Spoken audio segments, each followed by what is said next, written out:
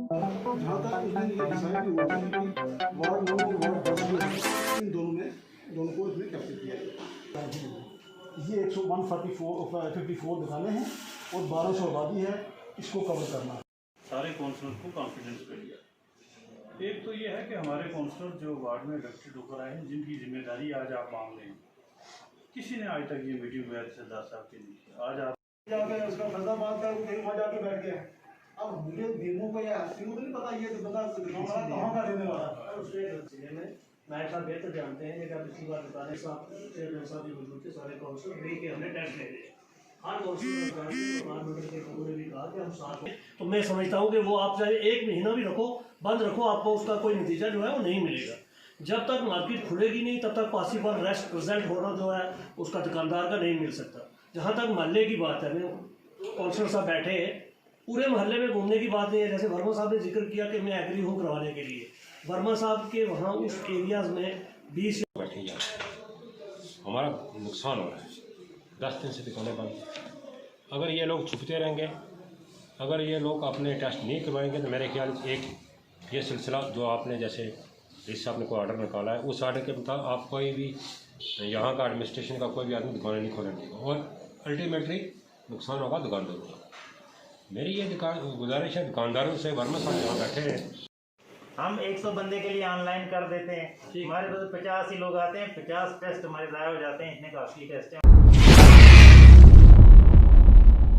साहब ने सुबह से इनिशिएटिव लिया हुआ है। सुबह एक इन्होंने मेन मार्केट में वहाँ पे कुछ अवेयरनेस का एक कैंप रखा था। इसी सिलसिले में प्रोमिनेंट सिटीजन्स को बुला के, यहाँ के काउंसलर को, प्रेसिडेंट साहब म्यूनसिपलिटी को यहाँ पे बुला के एक इन्होंने एक जो बहुत बड़ा सेंसिटिव मैटर है वो डिस्कस किया है।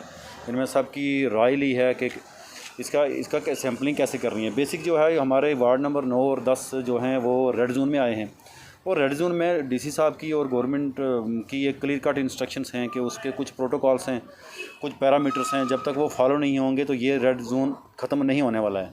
इसमें क्लियर कट इंस्ट्रक्शंस हैं कि इनकी सैम्पलिंग जो है 100% होनी है। सर अभी तक अब रेड जोन से एग्जैक्ट फिगर तो हेल्थ वालों के पास है, बट भी अकॉर्डिंग टू हेल्थ के वो 150 के तकरीबन सुरनकोट से जो है इनकी सैम्पलिंग हो चुकी है। यहाँ 1100 पॉपुलेशन है 2 वार्ड की, और जब तक इनकी सैम्पलिंग नहीं होती है रेड जोन नहीं खुलेगा। मैं सुरनकोट की आवाम को ये स्पेशली वार्ड नंबर 9 और 10 के लोगों को ये एक रिक्वेस्ट करता हूँ कि काइंडली आप अपनी sampling as early as possible करवा लें, क्योंकि जब तक सैम्पलिंग नहीं होगी ये रेड जोन ख़त्म होने वाला नहीं है। कोई दुकान नहीं खुलेगी, कोई सेकंड ऑप्शन है ही नहीं है। डीसी साहब की डायरेक्शंस बड़ी स्ट्रिक्ट और क्लियर हैं। लिहाजा आपसे ये रिक्वेस्ट रहेगी कि जितना जल्दी हो सके आप ये अपनी सैम्पलिंग करवा लें और वॉलंटरी करवा लें। इसमें बहुत सारे लोगों को हमें कोऑपरेशन भी मिला है।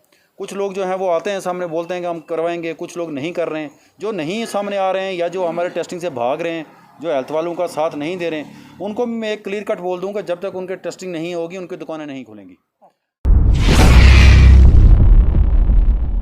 हमारा शहर जो है वो चेक पोस्ट से लेके टूवर्ड्स हाड़ी मल्ला तक है, जिसमें बदनसीबी समझो हमारे या बदकिस्मती समझो, यहाँ 2 वार्ड जो हैं हमारे वो रेड जोन, एक रेड जोन और एक बफर जोन जो है वो डिक्लेयर हो गए। तो अरसा से तकरीबन मेरा ख्याल आज 13-14 दिन हो चुके हैं, एक वार्ड तो मुकम्मल हमारी दुकानें बंद हैं। तो मैं उन तमाम दुकानदार हजरात से ये गुजारिश करूँगा, बासियत चेयरमैन व्यापार मंडल, के यहाँ शबनम साहब की दुकान हॉस्पिटल के गेट से लेके टूवर्ड्स जामा मस्जिद सुरनकोट तक, छोटा दुकानदार है या बड़ा है, उसको खुद रज़ाकाराना तौर पे जहाँ ज़रूरत पड़ती है टेस्टिंग के लिए, सैम्पलिंग के लिए खुद जाना चाहिए, ताकि जितना जल्द हो सके ये मामलात पूरे होके हमारा बाज़ार जो है वो मुकम्मल खुल जाए। मैं BMO साहब का मशकूर हूँ कि उन्होंने ये समझो एक उन्होंने अवेयरनेस कैंप लगाया है। तो नायब तहसीलदार साहब भी मेहनत करते हैं, बासियत मजिस्ट्रेट और बाकी अमला भी इनका हॉस्पिटल का, मैं उन सबको मुबारकबाद देता हूं कि इस मारामारी के दौर में भी आपने बहुत खिदमत की है। आप मीडिया वालों को मैं ख़ास करके मुबारकबाद देता हूं कि आपने भी अपने यानी जवानी को ना देखते हुए हर वो उस जगह गए हैं जहां परेशानी थी या नहीं थी। आपका भी शुक्रिया और BMO साहब और एडमिनिस्ट्रेशन साहब यानी एडमिनिस्ट्रेशन तमाम का शुक्रिया अदा करते हैं। हम रज़ाकाराना तौर पर जहां हमारी ज़रूरत है हम हाज़िर हैं, जहां किसी और की ज़रूरत है वो हाज़िर रहेगा। यहाँ प्रेसिडेंट अपना म्यूनसिपल कमेटी मेरे भाई मुमताज़ साहब भी मौजूद हैं। हम 13 वार्ड के मेम्बरान भी साथ हैं। जहाँ जहाँ हमारी खिदमत ज़रूरत पड़ेगी हम हाज़िर हैं। आपका भी शुक्रिया और आपके चैनल यह है कि जो हमारा सिटी में यहाँ पर वार्ड 9 और 10 में रेड जोन लगा था, उसमें हमें रेड जोन में कुछ प्रॉब्लम आ रही थी। जैसे कि रेड जोन जब लगता है तो उस एरिया की हमें कुछ प्रोटोकॉल के मुताबिक जैसे वहाँ सर्विलेंस करना होता है, टेस्टिंग करना होता है, तो वो जो प्रोसेस चल रहा था, सर्विलेंस तो ऑलमोस्ट 2 बार हो चुका है, लेकिन टेस्टिंग में हमें कुछ परेशानी आ रही थी क्योंकि बहुत सारे लोग जो हैं इस वक्त ये रेड जोन डिक्लेयर होने के बाद दुकानें बंद हैं, लोग अवेलेबल नहीं थे, कुछ लोग कोऑपरेट नहीं कर रहे थे। तो उस ज़िम्मन में हमने आज यहाँ के सिविल सोसाइटी के तमाम हजरात जो हैं, यहाँ के चेयरमैन साहब हैं हमारी म्यूनसिपलिटी कमेटी के, वहाँ से ये जो काउंसलर साहिबान हैं और से अपने वर्मा साहब हैं, मनाज साहब हैं, सबको हमने यहाँ बुलाया कि आप आके इस बारे में, क्योंकि बाहर भी डिफरेंट किस्म की रूमर चल रही हैं, जैसे कोई कहता है कि भाई रेड जोन पता नहीं कितना अर्सा चलेगा, क्या होगा, उन चीज़ों को क्लियर करने के लिए हमने रिप्रेजेंटेटिव सारे बुलाए थे और ये डिसाइड किया है जैसे प्रोटोकॉल के मुताबिक ये है कि जब रेड जोन लगता है तो वो कम से कम 4 हफ्ते के लिए 30 दिन के लिए बराबर उसका ड्यूरेशन होता है।